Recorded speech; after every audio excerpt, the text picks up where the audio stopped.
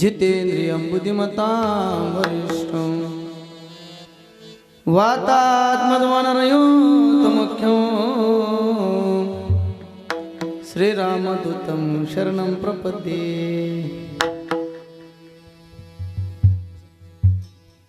हरे जय जय राम कृष्ण हरि जय जय राम कृष्ण हरि पातालोचनी रूप पातालोचनी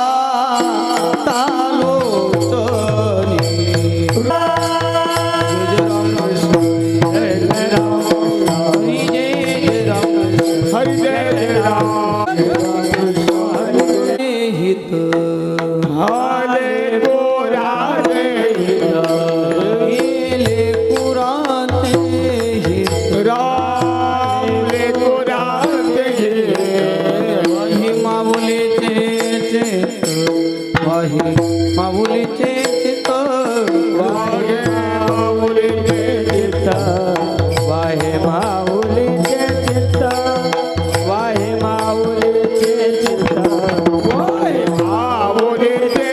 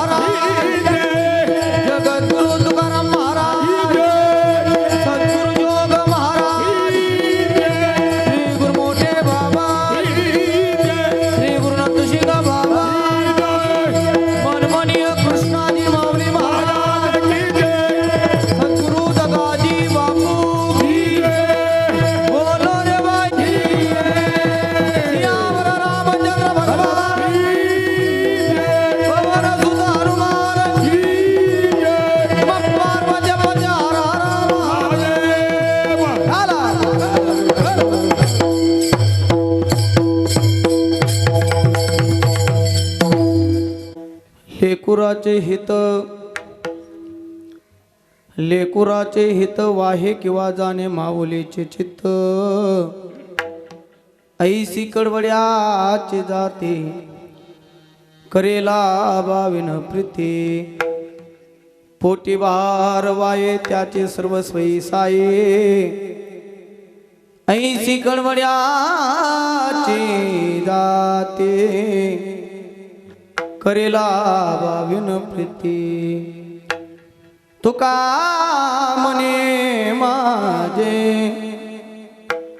तुम्हा संतावरी उजे ऐसी कडवड्याची जाती करेला भाविन प्रीती समचरण सरोजम सांद्रनीलांबुदाभम जगन हित पाणी मंडनम मंडनाना तरुण तुलसी माला कंजरं कंजनेत्रं सदैधवला समिठ्ठलं चिंतयामि पांडुरंगा करो प्रथम नमन दुसरे चरण संतांच्या त्यांच्या कृपादान कथेचा विस्तारो बाबाजी सद्गुरुदास तुका योहंत प्रवेश मम वाचमिमां प्रसुप्तां संजीवयत्य किल शक्तिधर स्वधाम्ना अन्यांश्चस्तचरण श्रवणात्मगादीन् प्राणनमो भगवते पुरुषाय तुभ्यं। ओम नमो ज्ञानेश्वरा करुणाकरा दयाळा तुमचा अनुग्रह लादलो पावन झालो चराचरी संपाद्य ज्ञानंच विदाय भक्तीन विलोकितोय न समाधिराजः वैराग्यवन्तं सुविचारयुक्तं नमामि जोगं शिरसा गुरुन्तं। जय जय श्री राधारमण जय जय नवल किशोर जय गोपीचित चोर प्रभु जय जय माखन चोर राधा मेरी स्वामिनी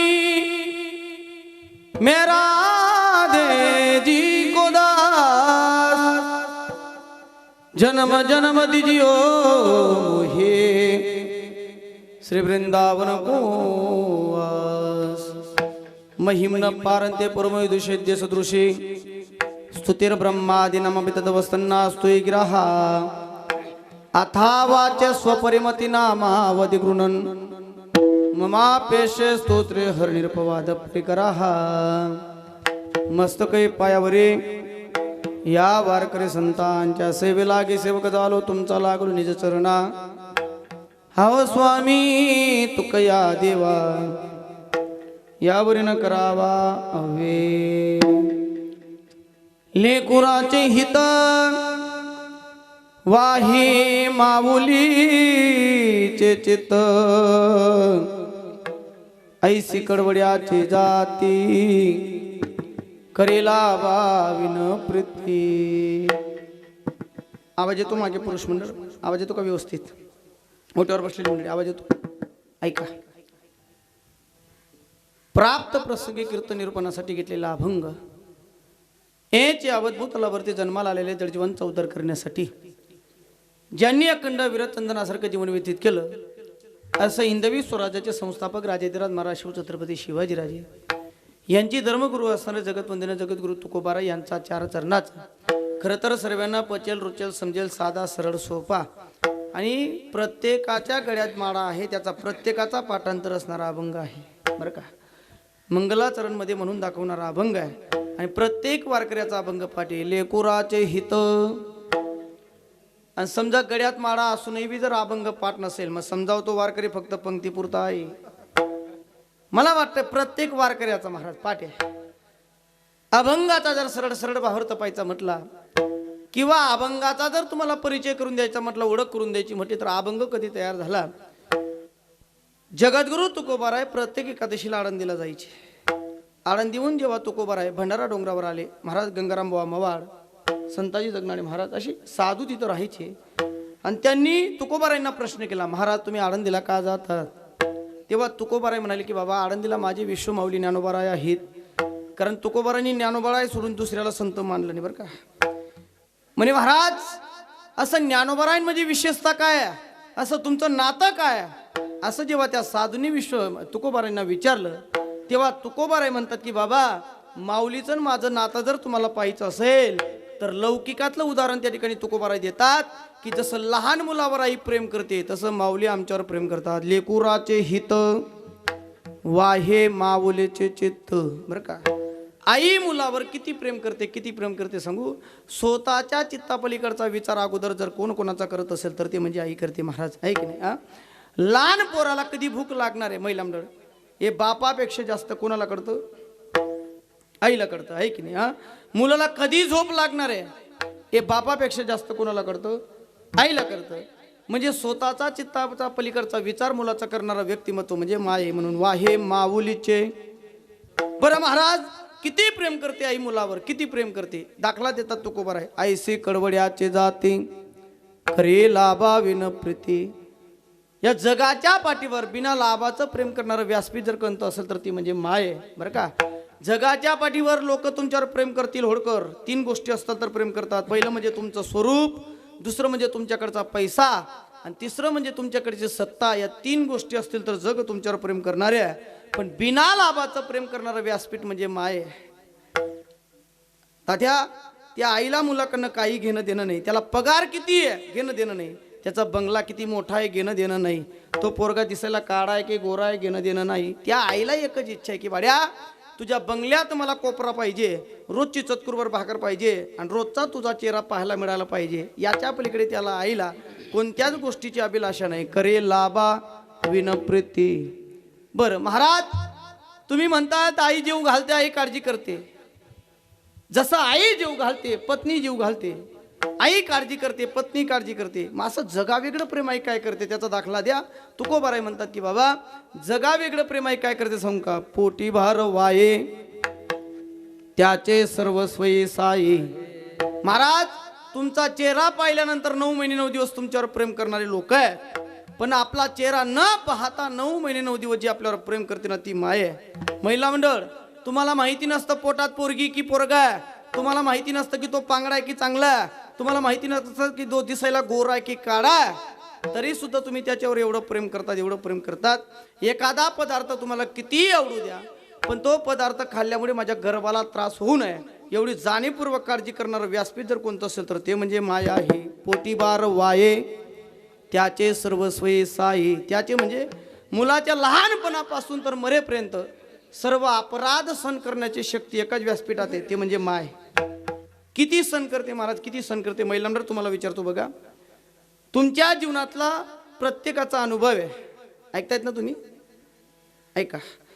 समजा अर्ध्या रात्री जर मुलाने तुमच्याजवळ जागा ओली केली, तुम्ही काय करतात? पोराला फेकून देतात. हां, जागेत ना काय करतात तुम्ही? प्रत्येक मायमाऊलीच्या जीवनातला अनुभव आहे. स्वतः आई ओल्या जागेवर झोपते, पोराला कोरड्या जागे. अजून काय सण केलं पाहिजे बाबू? त्याचे सर्वस्वई साये, मुलाचे अपराध सण करणारी माये. आणि तुकोबाराय म्हणतात की बाबा तसं विश्वमाऊली ज्ञानोबाराय आमची आई आहे. जसं लहान मुलाचा भार आईवर आहे तसं तुकोबाराय म्हणतात आमचा भार आमच्या माऊलींवर आहे. बरं का? तुका म्हणे माझे तुम्हा संतावरे ओझे. माझ्याकडे बघा, लहान मुलाचा भार आईवर आहे. मला सांगा तात्या, लहानपणी पोरगा लहान आहे आणि लहान पोरगा असताना पोराला सोडून बाप गावाला जाऊ शकतो, पण आईला जाता येत नाही. आईला जर गावाला जायचं असेल तर मुलाला सोबत न्यावं लागतं. मग का? लहान मुलाचा भार आईवर आहे. आणि तुकोबाराय म्हणतात, तुकोबाराय आमचे संत आहे. तुका म्हणे माझे तुम्हा संतावरे ओझे, ऐसी कडबड्याचे जाते करे लाभा विन प्रीती. विठ्ठल विठ्ठल विठ्ठल विठ्ठल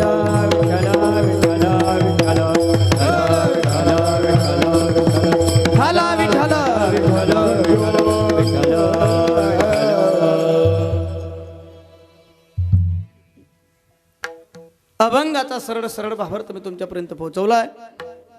उर्वरित 10:30 पावणे 11 पर्यंत आपल्याला थांबवायचं आहे. तत्पूर्वी अल्पसा पर्याय द्यायचा तो असा पवित्र पावन आपल्या या श्री संत दगाजी बापूंच्या या पंचक्रोशीमध्ये वसलेलं अतिशय सुंदर आपलं होड नगरी बसा. आणि आपल्या या होड नगरीमध्ये हा मुजगे परिवारामध्ये हा 1 दिवसाचा कीर्तन महोत्सव आपण का साजरा करतोय याचं कारण जवळजवळ बसलेल्यापैकी प्रत्येक माणसाला ज्ञात आहे, पण वक्त्याचं प्रधान कर्तव्य म्हणून या परिवारातलं मातृछत्र गेल्या 4 वर्षापूर्वी क्रूर काळाने हिरवलं आहे. आणि महाराज या परिवाराने ठरवले गेली महाराज आमची आई आता पुन्हा येऊ शकत नाही. मग जरी चतुर्थ पुण्यस्मरण असेल आणि भाग्यवान मानतो मी त्या आईला की 4 वर्षे झाली महाराज अजूनही परिवार आईला विसरला नाही. बरं का तात्या? नाहीतर अलीकडे पाश्चात्य संस्कृतीने आक्रमण केल्यामुळे धावपडीच्या कॉम्पिटिशनच्या दगदगीच्या काळामध्ये लोक धाव व पाणी काढायला सुद्धा तयार नाही आहेत. पण 4 वर्ष झाले महाराज, 4 वर्ष झाले आजही परिवार त्या आईला विसरला नाही. आणि तसं सांगू परिवारच पारमार्थिक आहे. आदरणीय गेल्या 4 वर्षापूर्वी जे आपल्यातून निघून गेले कैलासवासी सौ लताबाई धनराज मुजगे, नात्याला आमच्या मामी होत्या. मामींच्या पश्चात खूप गोकुळासारखा गोड परिवार आहे. पती आहे श्री धनराज गुलाबराव धनगर मुजगे, पती आहेत हेमराज धनराज मुजगे, ST महामंडळमध्ये नंदुरबारला कार्यरत आहेत. सुनबाई आहे शैलाबाई हेमराज धनगर आणि 3 मुली आहे सविताबाई नितीन धनगर. वन विभागामध्ये नंदुरबारला ते कार्यरत आहेत. दुसरी पोरगी आहे रोहिणीबाई रवींद्र धनगर आणि तिसरी पोरगी आहे सुवर्णाबाई अतुल बाविस्कर, माध्यमिक शिक्षिका आहेत शिरपूरला. अतिशय महाराज गोड परिवार आहे आणि विशेषतः पारमार्थिक परिवार आहे. खरं सांगू तुम्हाला बापू तात्या, मी कोणत्या परिवाराशी नातं जोडतो माहिती आहे का? पैशावाला परिवाराशी मी नातं जोडत नाही, पण जो परिवार वारकरी असेल ना मी आवर्जून त्याच्या घरी जातो आणि त्याच्याशी नातं जोडतो. कारण पैसावाला कमी असलं तरी चालेल पण वारकरी पाहिजे महाराज. आणि या परिवारातल्या आई एवढ्या वारकरी होत्या किती त्यांच्या बाबतीत बोलायचं झालं तर, कारण या परिवाराशी आमचे संबंध आहेत. आणि त्या अनुषंगाने आपल्या परिसराचं वैभव ज्यांनी रामजपावर त्या ठिकाणी महाराज अगदी निष्ठा ठेवून प्रभू रामचंद्रांची प्राप्ती करून घेतली असे श्री म्हणजे श्री संत दगाजी बापू. दगाजी बापूंवर त्यांची फार श्रद्धा होती महाराज, त्यांची फार श्रद्धा होती. लग्न होण्याच्या अगोदर त्यांनी त्या ठिकाणी दगाजी बापूंशी त्या ठिकाणी गरबासुद्धा खेळलेला आहे. आमच्या आबांनी सांगितलं मला महाराज कोण आहे महाराज भाग्यवान, संतांची संगत लाभणं हे फार भाग्याचं लक्षण आहे. आणि आपण दगाजी बापू फक्त ऐकतोय पण त्यांना सहवास लाभलेला आहे. आणि अशा या मामीसाहेब गेल्या 4 वर्षापूर्वी आपल्यातून निघून गेलेले आहेत. आणि खरं तर त्यांना संगतही तशी लाभलेली आहे. आदरणीय आमचे आबासाहेब धनराज आबा, मी वर्षभर त्यांचं स्टेटस पाहतो बरं का तात्या. त्यांच्या स्टेटसला दगाजी बापून सोडून दुसरं कोणतं स्टेटस त्यांच्या मोबाईलला राहत नाही. याला म्हणतात श्रद्धा. आणि मला वाटतं आता 28 तारखेला 108 गावांच्या रामधुनाचा त्या ठिकाणी समारोप होता ना, शेवट होता कुठं आपल्या चौपाड्याला. आणि चौपाड्याला आनंदाने आणि किती गोडे महाराज, त्याच दिवशी पुण्यतिथी होती मामीसाहेबांची. योगायोग 28 तारखेला पुण्यतिथी होती आणि रामधुनचा सुद्धा समारोप त्याच दिवशी होता. किती योगायोग आहे बरं का. तसं तर कीर्तन 31ला होतं, तुम्ही 28 ऐकली होती. 31च होतं बरं कीर्तन, काल्याच्या कीर्तन. तुम्ही काय ऐकली होती तारीख? 28 ऐकली होती का? तुमचा गैरसमज आहे. पण योगायोग असा झाला, देवालाच कार्य करून घ्यायचं आहे. ती 28 तारीख बरं का आबा, माझ्याकडनं दुसरी घेतली गेली, मला लक्षात राहिलं नाही ते. पण बघा दगाजी बापूंची कृपा असेल. आणि योगायोग आबांना फोन केला, म्हणजे आबा जे वयनं ते चांगलं वयनं का, थोडासा विको राहू द्याला का सांगू. आबा म्हणे महाराज त्या दिवशी जरी कार्यक्रम राहिला असता तरी आपल्याला रद्द करावा लागला असता का. मी 108 गावांना तिथं पोचलोय आणि समारोप आहे, शेवट आहे, तिथं जर मी पोचलो नाही महाराज कसं होईल, तिथं गेलं पाहिजे. आणि आबांचं आणि आमचं बोलणं झालं 31 तारखेला. आणि कीर्तन कधी करता येतं, मी कायम कीर्तना सांगतो बघा, 13 दिवसपर्यंत भैया दादा कोणतेही दिवस कीर्तन करता येतं. पण काही लोकांची मानसिकता की महाराज त्याच दिवशी चिंतन झालं पाहिजे, त्याच दिवशी कीर्तन झालं पाहिजे. या 10व्याच्या कीर्तनाला सुद्धा काही लोक बापू असे म्हणतात शेवटच्या दिवशी कीर्तन झालं पाहिजे, शेवटच्या दिवशी. महाराज शेवटच्या दिवशी पाहुणे आलेले असतात, पाहुणे असताना कीर्तनला काही संबंध नाही आहे. पण बऱ्याच लोकांना असं वाटतं महाराज शेवटी कीर्तन का, हे पाहुणे मंडळी आलेले असतात, झोपाल जागा नाही म्हणून 11-12 झालं काहीतरी टाइमपास करा, याच्यासाठी असतं कीर्तन. याच्यासाठी कीर्तन नसतं महाराज. नामचिंतन कोणत्याही वेळेला करायला चालतं, कधीही करा बरं का. आणि म्हणून आमचे आबा त्याच्यातलेच होते. आणि म्हणून आबांना त्या ठिकाणी आम्ही दोघांनी कॉम्प्रोमाइज केलं आणि 31 तारीख निवडली. आणि खरं तर आबांची श्रद्धा आहे महाराज. कधी सांगितलं बोलत असताना फोनमध्ये, दगाजी बापूंचा विषय आला नाही असा एकही दिवस झाला नाही. आणि दगाजी बापूंच्या परंपरेनुसार जीवन व्यतीत करत आहे. रोज पहाटे प्रभात फेरी, हे फार महत्त्वाचं आहे. हरे राम हरे कृष्णाचा जप आहे. आणि जीवनात नाही कीर्तनगार झालं तरी चालेल बरं का, पण नामचिंतन करणं हे फार महत्त्वाचं आहे. आणि धुरा सांभाळून आदरणीय आमचे आबासाहेब जीवन व्यतीत करत आहेत. आणि आबासाहेबांचाही परिवार तसा जे महाराज समन्वय साधणारा परिवार आहे.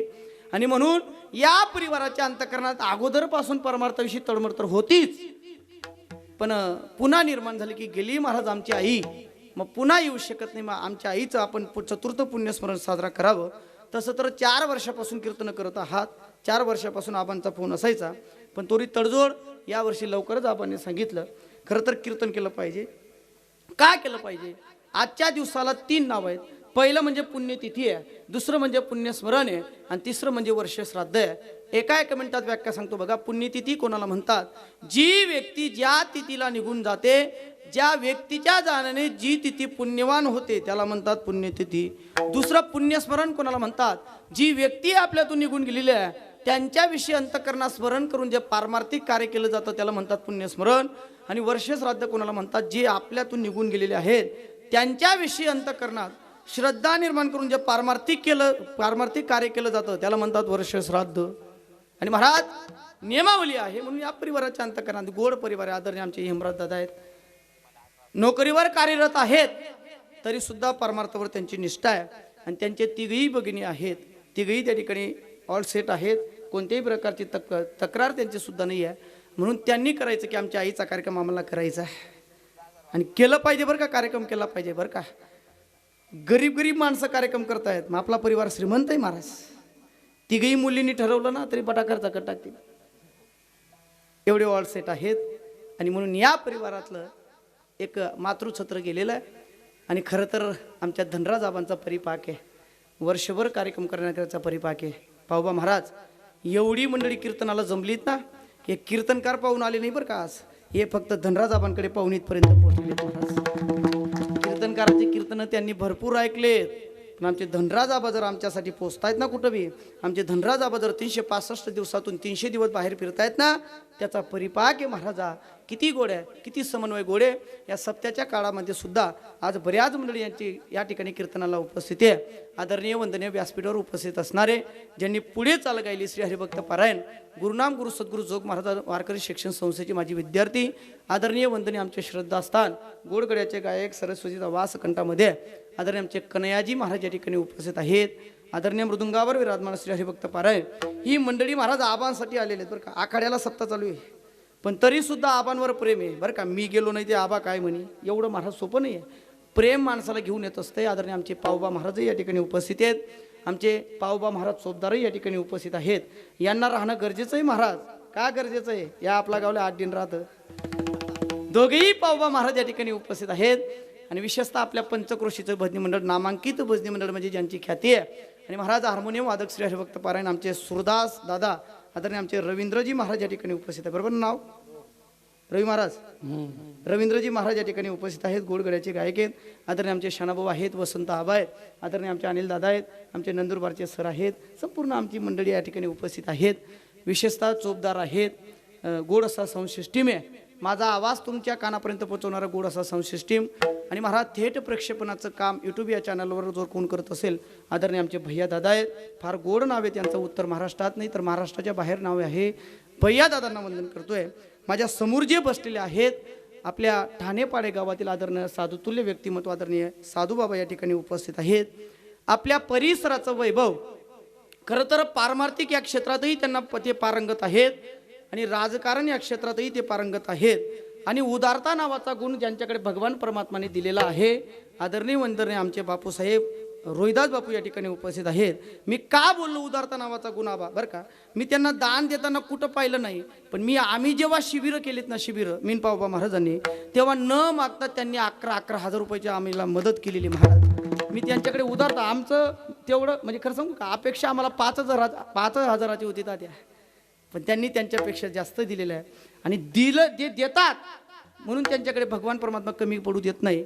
काही लोक देत नाही, मग नोटबंदी त्यामुळे म्हणून दिलं पाहिजे, दिल्याने वाढतंय.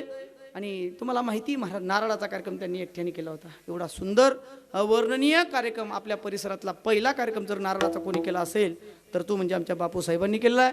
स्वतः बापूसाहेब या ठिकाणी उपस्थित आहेत. पुढचा नारळाचा कार्यक्रम ज्यांच्याकडे आहे बयाण्याला, आदरणीय आमचे रमेश तात्या आहेत. आणि विशेषतः बऱ्याच गावाची मंडळी आज या ठिकाणी उपस्थित आहेत. बऱ्याच गावाची वाचून दाखवतो, नाव सोडणार नाही मी, चिंता करू नका. होड, निंबेल, कंडरे, वडबारे, अकराडे, नंदुरबार, काकर्दे, शिंदगवान, जुनमोईद, हाटमोईद, नवमोईद, नाशिंदा, बोराडा, पळाशी, कोपर्ली, मांजरे, बह्याने, ठाणेपाडा, नांदूरखेडा, भोणे, भालेर आणि कोपर्लीची मंडळी या ठिकाणी आहेत. वेळेवर या गावांच्या गाड्या निघतील, चिंता करू नका. कारण चौपाड्याची मंडळी या ठिकाणी आहे. चौपाडा म्हणजे विशेष आहे, ऐक ना. चौपाड्याची बरीच मंडळी या ठिकाणी उपस्थित आहेत. शनी मंडळची मंडळी आहे. आमची मालपूरची मंडळी या ठिकाणी उपस्थित आहेत. तुम्ही गाव म्हणणार मारा, तुमचे बी बरं का. तुम्ही सुद्धा आलेले आमचे आबा असतील, सदा आबा असतील, शांताराम आबा असतील, सर्वच मंडळी या ठिकाणी उपस्थित आहेत. सर्वांच्या चरणेकडे विनम्र अभिवादन. बोलता बोलता 9:45 काटा गेलेला आहे. 10:30 पावणे 11 पर्यंत आपल्याला थांबायचंही, काळजी करू नका. 1-1.25 तासाच्या काळामध्ये गोड चिंतन देण्याचा प्रयत्न करणार आहे. कमी ओव्हरमध्ये जास्त रन आपल्याला करायचे आहेत. म्हणून एक काम करा, सर्वांगाचे कान करून कीर्तन ऐका. विठ्ठल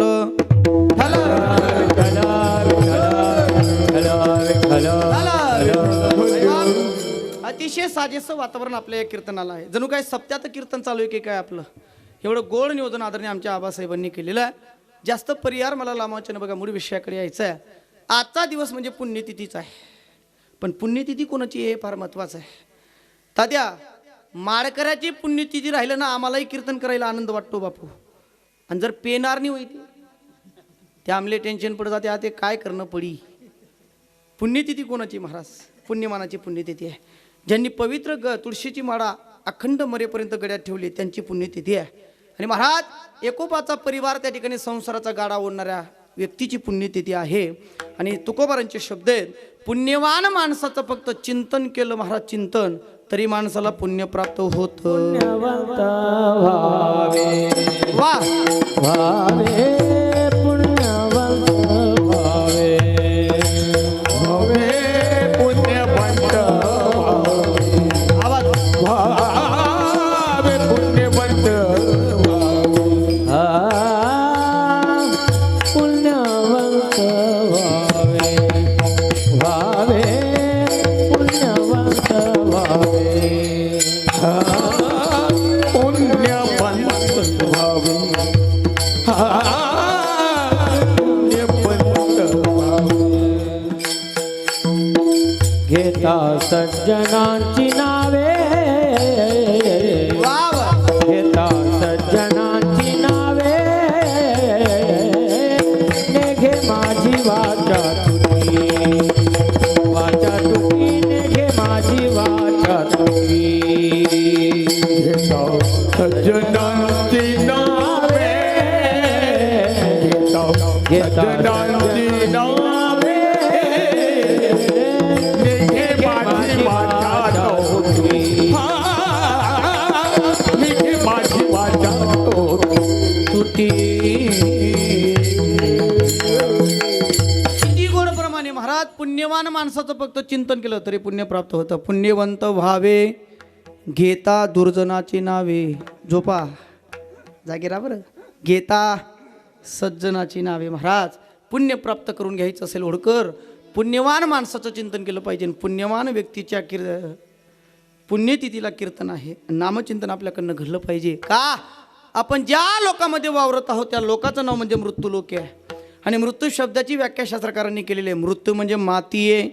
इथं जन्मलेला प्रत्येक जीवाची एक ना एक दिवस माती होणार आहे. इथं जो जन्माला आला तो जाणार आहे आणि जो गेला की तो पुन्हा जन्माला येणार आहे. माझे शब्द नाही, ज्ञानोबा ज्ञानेश्वरीमध्ये म्हणतात बघा, उपजे ते नासे नासिल ते पुनरुपी दिसे, ए घटी का यंत्र जैसे परिभ्रमिका. परिभ्रमिका माय बाप, गडेडीचा काटा बारापासून निघाला की तो फिरत फिरत बारावर येणार आहे. तो कधी थांबत, तो कधी थांबतो होडकर, जेव्हा त्याचा सेल संपतो तेव्हा तो थांबतो.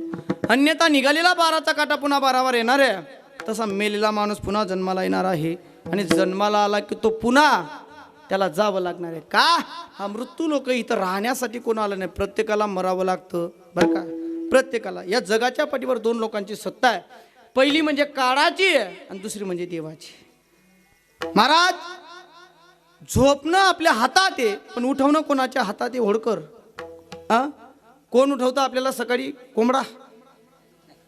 कोंबडा उठवतो?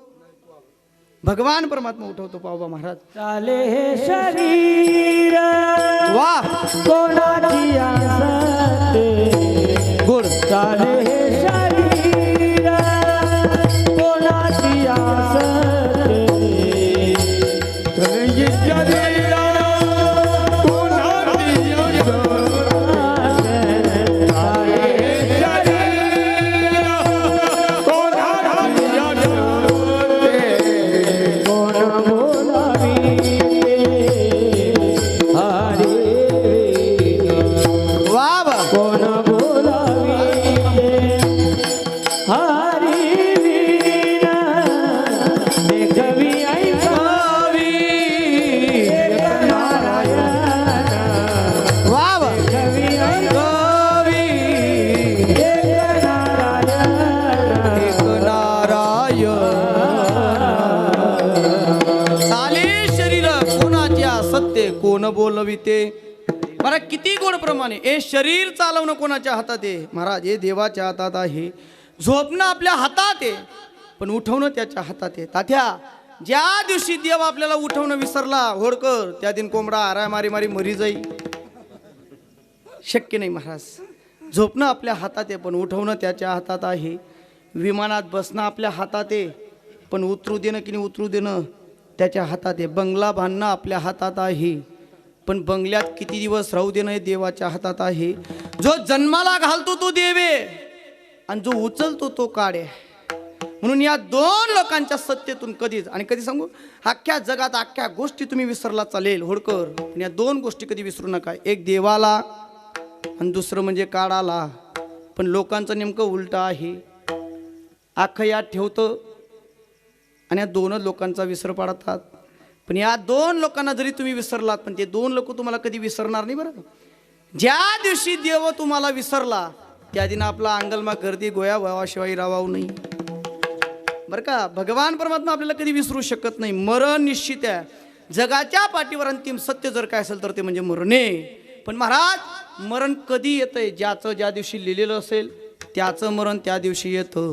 मरणाजवळ वशला चालत नाही, मरणाजवळ बदली चालत नाही. मी तुम्हाला जागावर, तुम्हाला जागावर, असं नाही. बरं, महिला मंडळ, मी काय विनोदाने सांगतो, महिला मंडळ तुम्ही देवाला शिव्या घालतात, तुम्ही, आपण नाही बरं पुरुष मंडळ, पण महिला मंडळ तुम्ही कधी देवाला शिव्या घालता सांगू? घरामध्ये 90 वर्षाची म्हातारी जिवंत असेल आणि त्या 90 वर्षाच्या म्हातारीचा जर 30 वर्षाचा जर नातू मेला ना, महिला मंडळ तुम्ही तेव्हा देवाला काय म्हणता सांगू का? देवबा तुले का, बरोबर आहे, अंदाज बरोबर आहे. दल्ली तर काही नाही, दल्ली कस काय काही, ज्याचं मरण, ज्याचं मरण ज्या दिवशी लिहिलेलं आहे महाराज, त्या दिवशी त्याला मरावं लागतंय. जगाच्या पाठीवर अंतिम सत्य आहे. मरणाजवळ कोणाचा वशला नाही. आणि अजून बरं का, मी रोज सांगतो तात्या, तुम्ही ऐकलंय, जगाच्या पाठीवर कोणतीही गोष्ट टाळता येऊ शकते, पण मरण कधी टाळता येऊ शकत, कधीच टाळता येऊ शकत नाही. आणि देवाने आपल्यावर एक उपकार चांगले केलेत भैया दादा. कोणते सांगू? आपलं मरण फिक्स केलेलं आहे पण डिक्लेअर केलेलं नाही. बरं का, व्यवस्थित आहे का? मरण फिक्स आहे, प्रत्येकाला तुम्हाला माहिती मरावं लागतंय, पण मरण डिक्लेअर केलेलं नाही. ज्या दिवशी आपला जन्म झाला की त्याच दिवशी आपला काळ जन्माला येतोय, आणि ज्या दिवशी मरण आपला काळ जन्माला आला की त्या दिवशी आपली मरणाची तारीख, वार, मिनिट, सेकंद फिक्स झालेला असतो, पण डिक्लेअर झालेला नाही. फार देवाचे आपल्यावर उपकार शानाभाऊ. मरण फिक्स आहे पण डिक्लेअर नाही. आणि कल्पना करा होडकर, जर आपलं मरण डिक्लेअर राहिलं असतं त्यापे या चौकमा सापडतोच नाही. आमचं जाऊ द्या, उभे राहणाऱ्यांचं जाऊ द्या, हे गावाहून आलेल्या मंडळींचं बी जाऊ द्या, पण तुम्ही होडकरांना जर तुम्हाला तुमचं मरण कळालं असतं, सकाळी 9 वाजता तुम्हाला जायचंय कोठे, नंदुरबार नाही. मला खरंच सांगा, तुम्हाला कीर्तन बरं वाटलं असतं का? तुम्ही असं पटलं असतं का, पहिले महाराजना कीर्तन ऐकूत मग सकाळी मस्त जाऊ? तात्या, हे कीर्तनाला आले नसते, यांनी काय केलं असं सांगू का? स्वतः फोन उचलतात, दुर्ना नातेवाईक बोलायल्या, जाताना वाटायला होते जाताना गोळ्या करल्या, लाडकी बहिणा पैसा बँकामध्ये उपलला, ज्याच्या ज्याच्या पद्धतीने तयारी चालू केली असते, आहे की नाही? याचा अर्थ असा आहे, मरावं प्रत्येकाला लागणार आहे, पण कधी पुढचा सेकंद आपल्या जीवनातला शेवट आहे हा कधीच कोणी मान्य करू शकत नाही, कोणीच त्या ठिकाणी महाराज टाळू शकत नाही. माझे शब्द नाही, कबीर महाराज फार गोड म्हणतात बघा, सास रुक जाएगी चलते चलते, क्षमा बुझ जाएगी जलते जाएगा, हो दम निकल जाएगा, दम निकल जाएगा, रोशनी का क्या भरोसा इस जिंदगी का, क्या भरोसा इस जिंदगी का, क्या भरोसा इस जिंदगी का, क्या भरोसा इस जिंदगी का. भाई बाबा, न जाणो आपल्या जीवनातला कोणता सेकंद शेवटी सांगता येऊ शकत नाही. बघा, मुंगीपासून तर ब्रह्मदेवापर्यंत मरावं लागणार प्रत्येकाला, पण ज्याचं लिहिलेलं असेल त्यालाच बरं, आणि ज्याचं लिहिलेलं नसेल त्याला अजिबात नाही.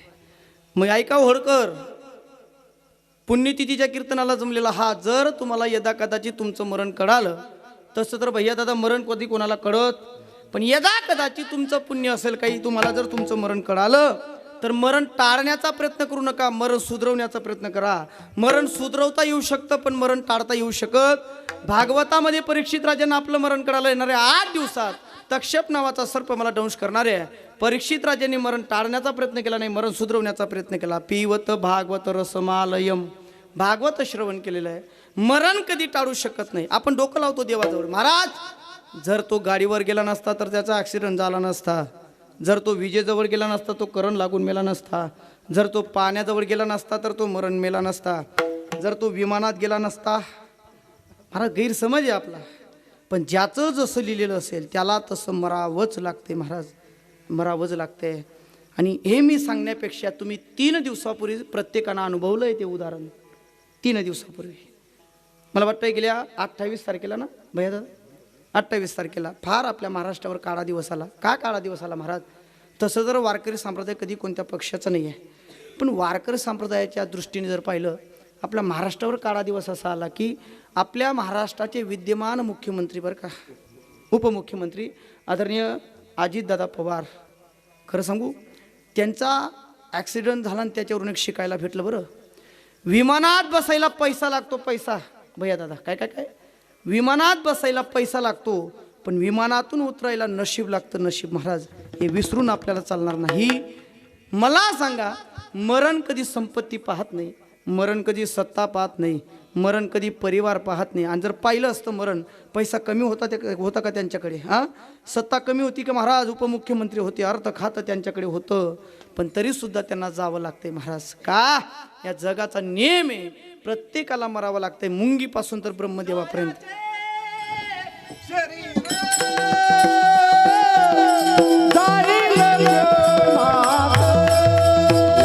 वा वा,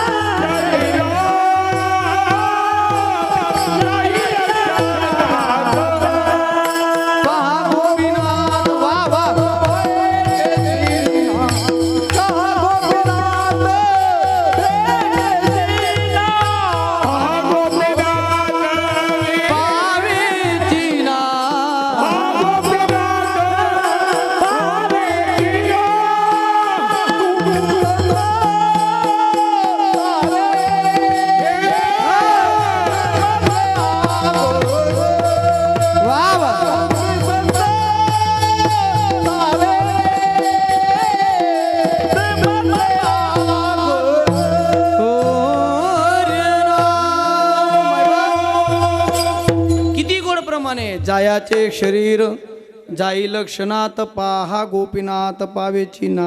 बरं का, जायचे शरीर जाणारे महाराज. मग ते शरीर आपलं असलं काय, ते शरीर जनावराचं असलं काय? तात्या, ज्या दिवशी ज्याचं लिहिलेलं त्याला त्या दिवशी मरावं लागतंय, पण कधी ज्याचं लिहिलेलं आहे त्याला मरावं लागतं. एखादा माणूस भल्या मोठ्या ऍक्सिडेंट मधून वाचून जातो, मरत नाही. आपण काय म्हणतो, वा काही पुण्य महाराज त्याचं वाचला, तो मेला नाही, पण त्याचं मरण लिहिलेलं नाही. एखादा भल्या मोठ्या ऍक्सिडेंट मधून वाचून जातो, मरत नाही, आणि एखादा वट्टावर त्यांनी काने जास तरी मर जास. भैया दादा, पाठशाळेचा एक विद्यार्थी, माडीचा जयेश नावाचा पोरगा, बरं का तात्या, घडलेली घटना आहे. आम्ही जेव्हा पाठशाळेत होतो दादांकडे, तेव्हा ते वृंदावनाला गेलेले होते. तिकडनं येता येता, बरं का बापू, घडलेली घटना आहे. गोवा एक्सप्रेस रेल्वे, मला सांगा कमी फास्ट असते कधी? खूप फास्ट असते. गोवा एक्सप्रेस रेल्वेमधून झाशीमध्ये सकाळी 6 वाजता तो रेल्वेतून खाली पडला. सुदर्शन महाराजांना फक्त त्याचा धोतरचा काट दिसला, त्याच्यावरून तर्क लावला की तो पोरगा खाली पडला. महाराज, वायर ताणली ती रेल्वेची, गाडी थांबली नाही का नाही बाबा, पुढे थांबली, जवळजवळ 2 किलोमीटर अंतरावर गाडी थांबली.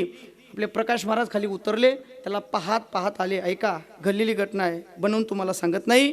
गोवा एक्सप्रेस रेल्वेमधून खाली पडला बापू, देवाची एवढी त्याच्यावर कृपा, राधाराणीची एवढी त्याच्यावर कृपा. रेल्वेमधून खाली पडल्यानंतर फक्त डोक्याला 2च टाके पडले, त्याला 2च. रेल्वेमधून खाली पडले. अजूनही तो पोरगा जिवंत आहे, अहमदाबादला त्या ठिकाणी नोकरी करतोय. याचा अर्थ असा आहे, देव तारी आणि याच्या उलट हाते पाय मरे त्याले देव काय करी. बरं का, मरावं लागतंय, पण कधी सांगू, तुमचं जर लिहिलेलं असेल ना महाराज मरण, तुम्ही कितीही पडा. मी उदाहरण देतो बघा एक. आता आपण इथं कीर्तनाला आलात, बऱ्याच गावाची मंडळी उपस्थित आहे. कोण 4 व्हीलरवर आलं, कोण 2 व्हीलरवर आलं, सर्वांनी आपापल्या गाड्या पार्किंगला लावल्या. अशी जे एक वेळेस काय झालं, देवादिकांची सभा भरली भैया दादा, देवादिकांची. आणि देवादिकांची सभा भरल्यानंतर आता सर्व देव आपापलं वाहन घेऊन यायला लागले. आता वाहन कोणतं होतं देवादिकांचं? होडकर. 4 व्हीलर 2 व्हीलर नाही, मग देवादिकांचं वाहन, विष्णूचं वाहन गरुड, गणपतीचं, उंदीर, महादेवाचं, नंदी, असे महाराज सर्वांच्या वाहनावर प्रत्येक देव तिथं आले.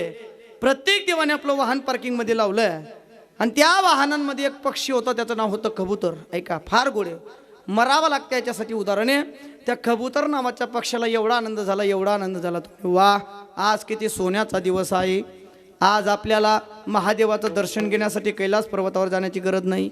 आज आपल्याला वैकुंठात विष्णूचं दर्शन घेण्यासाठी जायचं काम नाही. का? आज सर्व देव एका ठिकाणी येणार आहेत. आणि त्या कबुतराला आनंद वाटला. त्या सभेच्या ठिकाणी प्रवेश करण्याचा दरवाजा होता, त्या दरवाजाच्या वरच्या कोपऱ्याला तो कबूतर बसला. सर्व देव या दरवाजातून येतील, त्यांचं आपण दर्शन घेऊ, आपल्याला तृप्तता प्राप्त होईल. आणि परिणाम झाला असं, पहिले देव आले विष्णुदेव. विष्णुदेवाचं दर्शन घेतलं, वरुण देवाचं दर्शन घेतलं, अग्निदेवाचं दर्शन घेतलं, सूर्यदेवाचं दर्शन घेतलं, सर्व देव गेले. आणि योगायोग भैया दादा एका देवाला थोडासा यायला उशीर झाला. त्या देवाचं नाव म्हणजे यमदेव. आता खरंच सांगा मला पुरुष मंडळ, आपण जर कुठं लग्नाला, साखरपुड्याला, कीर्तनाला जात असताना जर आपल्याला उशीर झाला, आपण कसं जातो? निवांत झोपा, निवांत जातो का आपण? घाई गडबडीत जातो. यमाला अगोदरच उशीर झाला, यम गडबडीने आला. यमाने आपलं रेडा नावाचं वाहन पार्किंगमध्ये लावलेलं आहे आणि यम गडबडीने त्या दरवाजा दिशेने निघाला. आणि आता कबूतराने यमाला पाहिलं. कबूतर म्हणे, ओ म्हणा बापरे. आपल्याकडे सर्व देवांनी पाहिलं तेव्हा मस्त वाटलं, पण आता अहो भाऊने आपली गम दखू नये म्हणजे बरं होई. पण योगायोग असा झाला, यम राजा दरवाजापर्यंत आले. यमाचा अचानक पायात पाय गेला आणि त्या यमाचं लक्ष कबुतराकडे गेलं. कबुतराकडे त्या यमाने पाहिलं आणि 5 मिनिटं यम जोरजोरात असला आणि यम सभेमध्ये निघून गेला. कबुतराने ते पाहिलं, अरे अरे, जर यम आपल्याकडे पाहून 5 मिनिटं जोरजोरात असतो म्हणजे आता काही आपलं खरं नाही. आपला मरणा बाजारले वाटलाय द्या, दावाना बाजार चालू कर द्या. रडायला लागला महाराज कबूतर. पक्ष्यांचा राजा तिथं होता गरुड. गरुड म्हणे, कबुतरा का रडतोय? म्हणे असा प्रसंग झाला, यम माझ्याकडे पाहून 5 मिनिटं असला. गरुड म्हणे, चिंता करू नको. गरुडाने कबुतराला घेतलंय. गरुड म्हणे, माझ्याकडे अशी शक्ती आहे, 15 मिनिटात 50,000 किलोमीटर अंतर पार करू शकतोय. कबुतराला गरुडाने घेतलंय, 15 मिनिटात 50,000 किलोमीटर अंतर पार केलंय. एक सरोवराच्या काठावर एक मस्त फळांचं वृक्ष पाहिलंय. फळांच्या वृक्षाच्या मधल्या गुंत्याला कबुतराला ठेवलं आणि गरुडाने सांगितलं, कबुतरा, इथं खायला फळं आहेत, प्यायला पाणी आहे, चिंता करू नको. सभा आटोपली की मी तुला घ्यायला पुन्हा येतो. आता सभा सोडून यम तुला घ्यायला येऊ शकत नाही. पुन्हा त्या गरुडाने तिथून उड्डाण घेतली आणि पुन्हा सभेच्या ठिकाणी आले. आणि अर्ध्या तासानंतर सभा आटोपली. सर्व देव बाहेर यायला लागले. ऐका, टाइमपाससाठी कीर्तन नाही आहे, शिकण्यासाठी कीर्तन आहे. बघा, मरावं लागतं याच्यासाठी उदाहरण आहे. आणि परिणाम, सभेतून सर्व देव बाहेर आले.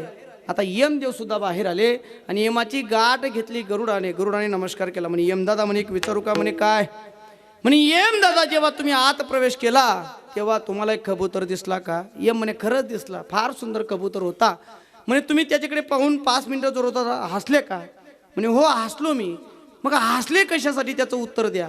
यम म्हणायला लागला, म्हणे, गरुडा, खरं सांगू का, मला तर त्या कबुतराकडे पाहायचं नव्हतं बिचाऱ्याकडे, पण गडबडीत होतो, मला सभा सापडायची होती. पण मी गडबडीत असताना माझा पायात पाय गेला आणि कबुतराकडे लक्ष गेलंय आणि त्या कबुतराच्या कपाळावर मी त्याचं मरण वाचलंय गरुडा.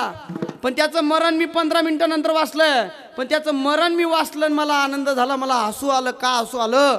दया आली मला त्या कबुतरावर. का? त्याच्या कपाळावर असं मरण लिहिलेलं होतं, ओळकर आहे का? फार गोडे. यम म्हणायला लागला, त्याचं मरण असं होतं, गरुडा, इथून 50,000 किलोमीटर अंतरावर एक सरोवर आहे. त्या सरोवराच्या काठावर एक फळांचा वृक्ष आहे आणि त्या फळांच्या वृक्षाच्या मधल्या गुंत्याला त्या कबुतराचं मरण आहे. मला हसू एका गोष्टीचं आलं, हा बिचारा कबूतर 15 मिनिटं काय 2 जन्म जरी उडाला तरी 15 मिनिटात 50,000 किलोमीटर अंतर पार करू शकत नाही. म्हणजे हा कबूतर माझ्या तडाख्यातून वाचला, याच्यासाठी मला हसू आलंय. आता गरुडाने तेवढं ऐकलं होडकर आणि गरुडाने पुन्हा भैयादादा तिथून उडान घेतली आणि त्या सरोवराच्या काठावर जाऊन पाहिलं. परिणाम असं झालेलं होतं, कबूतर तिथं मरून पडलेला होता. पुन्हा गरुड आला, यमाच्या पायावर डोकं ठेवलं, ढाय मुकलून गरुड रडायला लागला.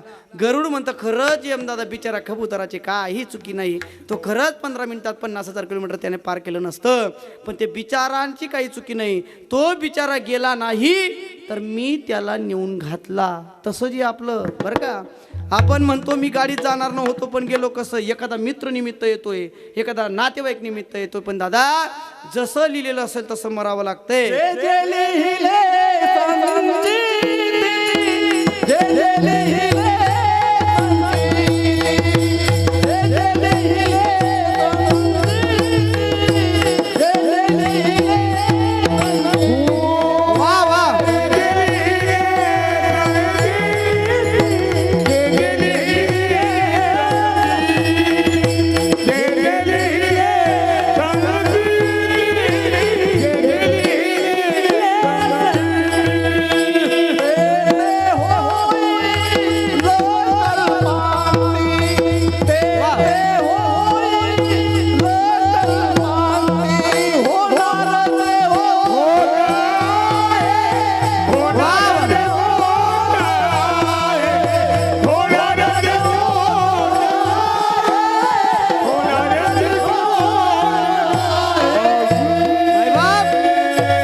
जे जे लिहिले संचिती, जे कर्मामध्ये लिहिलेलं असेल त्याला त्या दिवशी मरावं लागतं.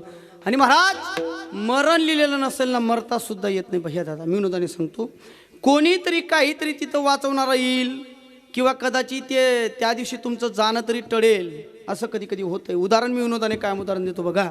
ज्याचं मरण जिथं लिहिलेलं असेल त्याला तिथं मरावं लागतं. उदाहरण देतो बघा. तात्या 90 वर्षाची म्हातारी घरामध्ये. परिणाम असा झाला, सुनबाई म्हणते सासूला, म्हणे आसपाई तुम्ही घर मारावा नाही ते मी घर मारा असू. माणूस गरीब होता बिचारा. माणसाला म्हणायला लागले, म्हणे हो आजपर्यंत मी तुमच्या आईचा सांभार केला, एक तर घरात तुमची आई राहील, एक तर मी राहील. कोण म्हणते? सुनबाई म्हणते. सुनबाई कधीची गोष्ट आहे तात्या? ही लाडकी बहीण योजना नंतरची. ज्यांना कळालं त्यांना कळालं, बाकीच्यांनी झोपा.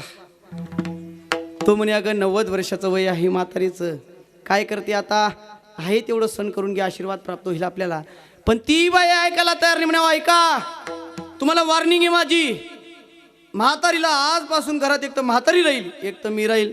मग तो म्हणे काय करायचं म्हातारीला? म्हणे एक काम करायचं, नदीला पूर आलेला आहे, रात्री 12 वाजता म्हातारीला घ्यायचं आणि नदीच्या पुरात टाकायचं. ठरलं. बिचारा गरीब माणूस होता बरं का तात्या. ठरलं. दिवसा 12 वाजता प्लॅन झाला. ठरलं रात्री 12 वाजता म्हातारीला घ्यायचं आणि पुरामध्ये टाकायचं. दुपारचे 1 वाजले, 2, 3, 4, 5, 6 वाजता असा प्रकार झाला.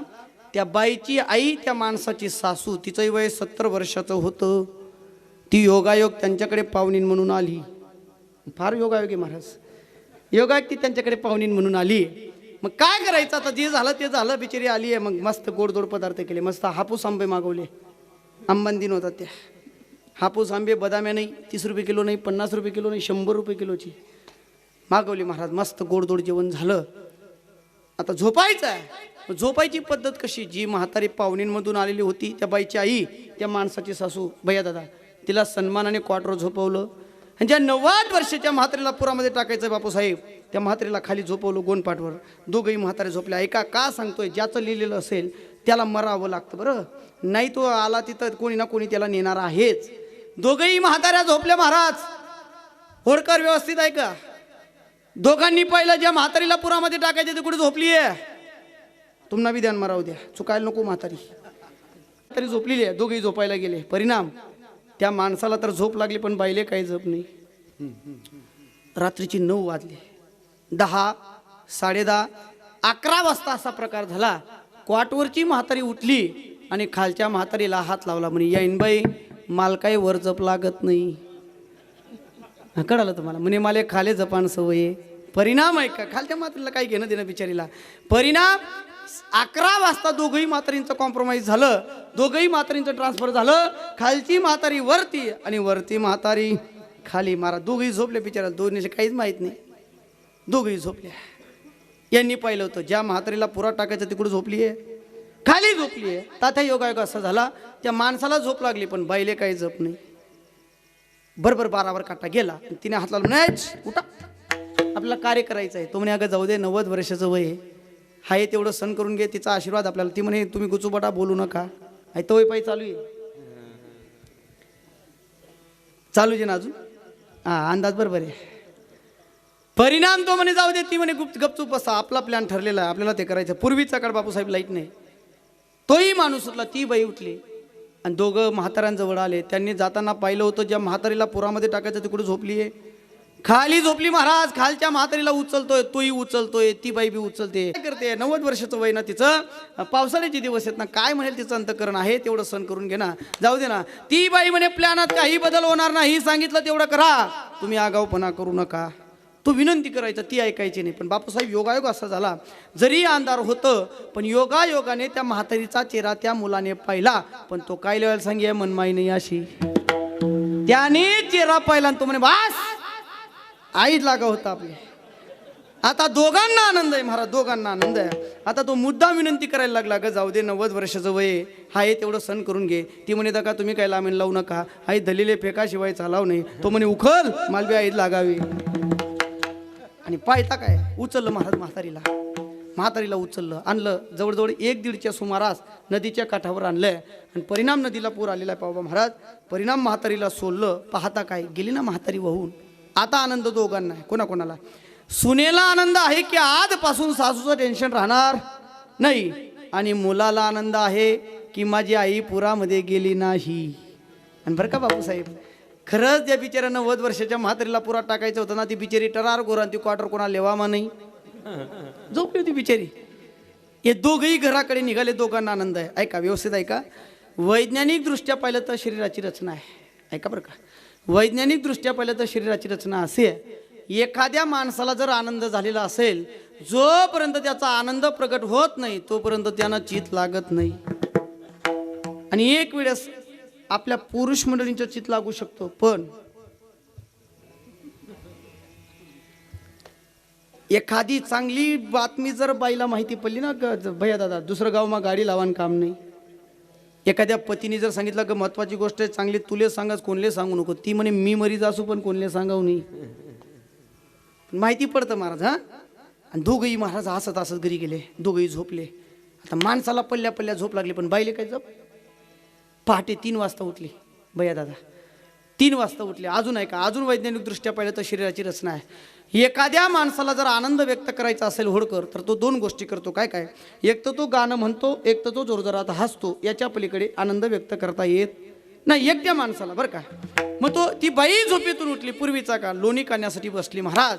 आणि लोणी काढण्यासाठी बसली, आंघोळ केलेली नाही, जशी उठली तशी लोणी काढण्यासाठी बसली. मस्त जोरजोरात हसायची आणि जोरजोरात गाणं म्हणायची. म्हणे आजपासून सासूचं टेन्शन राहणार नाही, गेले सासू आता वाहून, आजपासून सासूचं टेन्शन राहणार नाही. लोणी काढण्याचं काम चालू आहे. आणि लोणी काढता काढता ती जोरजोरात हसायला लागली आणि हसता गाणं म्हणायला लागली. सर मग ती गाण्यात काय म्हणते, रात्री जो प्रकार झाला तोच प्रकार गाण्यात व्यक्त करायला लागली. ऐका तुम्हाला बी कामात. काय म्हणते ती बघा. घुसडम जोरात अन सासूबाई गेल्या पुरात.